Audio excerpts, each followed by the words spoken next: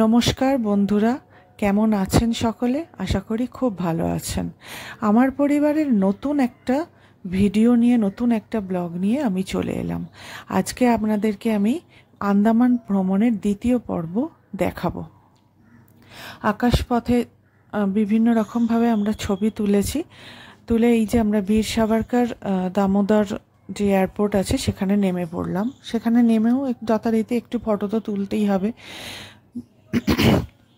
বিমানের ভেতরেও কিছু কিছু ছবি তুলেছি। আমরা যে হোটেলটায় ছিলাম এটা অনেকটা কটেজ টাইপের দিয়েছিল আমাদের, মানে কি হোটেলও ছিল, তার সাথে আবার কটেজের মতো ঘর। আমরা কটেজের মতো ঘরগুলোতেই ছিলাম। ঘরগুলো এত সুন্দর, গাছপালার ভেতর দিয়ে যাওয়া আসার রাস্তাটা আর কি খুব সুন্দর।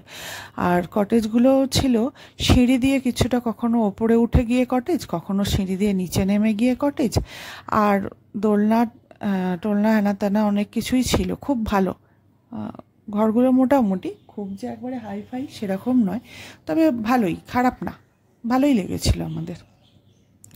আর থাকবো তো মাত্র একটা কি দুটো রাত্রির।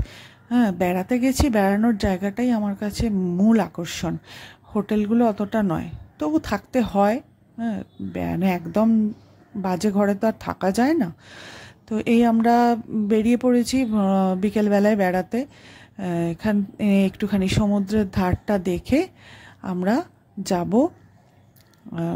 সেই বিখ্যাত জায়গা। বিকেলবেলা যেখানটায় আমাদের নিয়ে যাওয়ার কথা, সেখানটা হচ্ছে সেই বিখ্যাত জায়গা সেলুলার জেল, যেখানে মানুষকে কয়েদিকে বন্দী করে। বন্ধুরা, এবার আমরা ঢুকে যাই সেই সেলুলার জেল, বিখ্যাত সেলুলার জেলের ভেতরে।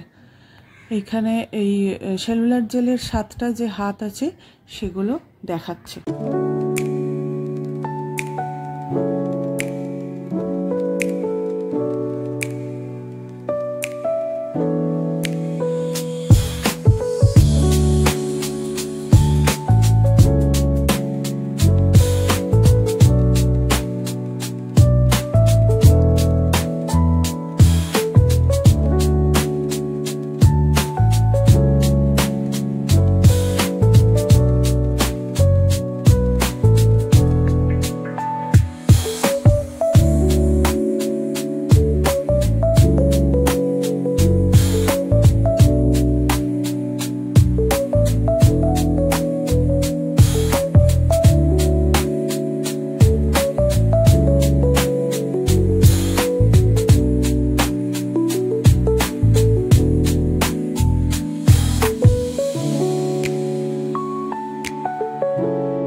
দেখুন, সেলুলার জেলের সেই বিখ্যাত 7টা হাত দেখাচ্ছে, যার মধ্যে এখন 3টে বর্তমান, বাকি 4টে ভেঙে গেছে। বাকি 4টের জায়গায় এখন তৈরি হয়েছে একটা সরকারি হাসপাতাল।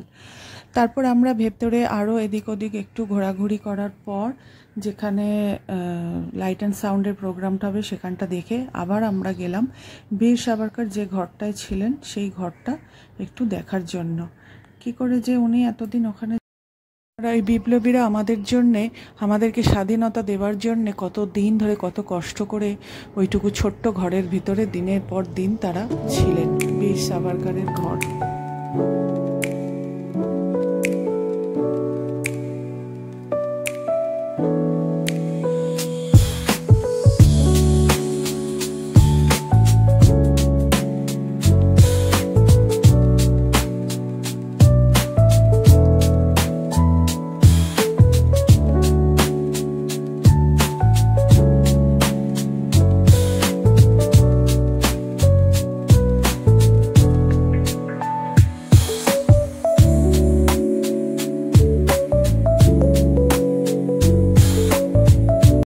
পোর্ট ব্লেয়ার থেকে আজকে আমরা ঘুরবো রস আইল্যান্ড এবং নর্থ বে আইল্যান্ড।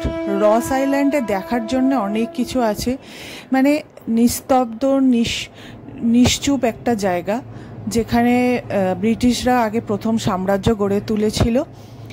আর সেলুলার জেল তৈরি হবার আগে বন্দীদের এইখানেই রাখা হতো। তার জন্যে এই রস আইল্যান্ডে ব্রিটিশরা সমস্ত কিছু তৈরি করেছিলেন। তাদের নাচঘর থেকে শুরু করে, চিকিৎসার ঘর থেকে শুরু করে, বিরাট বড় ডাইনিং হল থেকে শুরু করে, এই সমস্ত কিছু লাইট অ্যান্ড সাউন্ডের প্রোগ্রাম নাকি আগে হতো, এখন বন্ধ আছে, কারণ সন্ধ্যের পর ওখানে আর কোনো লোক থাকে না। তো আমরা ময়ূর, হরিণ সমস্ত কিছু দেখতে দেখতে এই নিঃসঙ্গ অনেকটা ভুতুড়ে টাইপের দ্বীপে ঘুরে এলাম। মানে বেশ ইতিহাসকে ছুঁয়ে আসার মতো জায়গা। নাবিকরা যাতে দিক ভুল না করে তার জন্য একটা লাইট হাউসও করা আছে। সেখানে একজন নাবিককে প্রতীকী চিহ্ন হিসেবে রাখা আছে। ওই যে দূরে এই আকাশ থেকে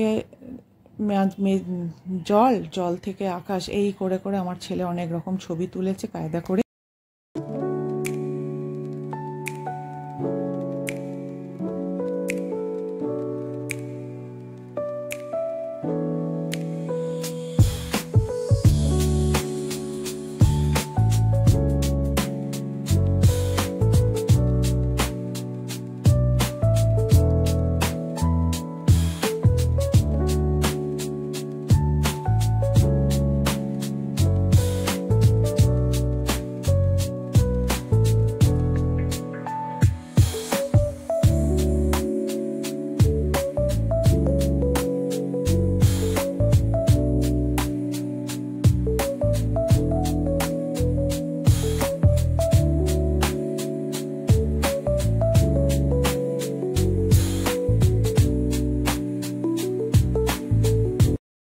বিভিন্ন পোজে ছবি তোলা, এছাড়া আর এখানে কোনো কাজ নেই।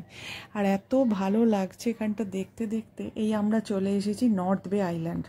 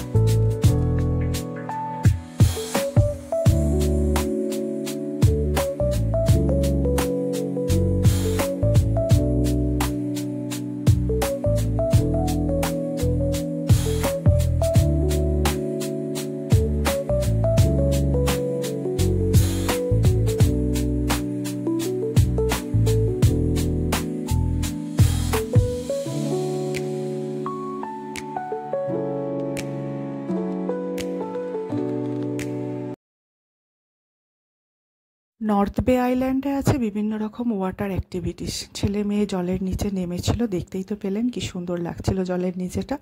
আর আমরা ওই ডুবো জাহাজে নেমেছিলাম, যেটা আমার একেবারেই ভালো লাগেনি, ভীষণ সাফোকেশন হচ্ছিল নেমে।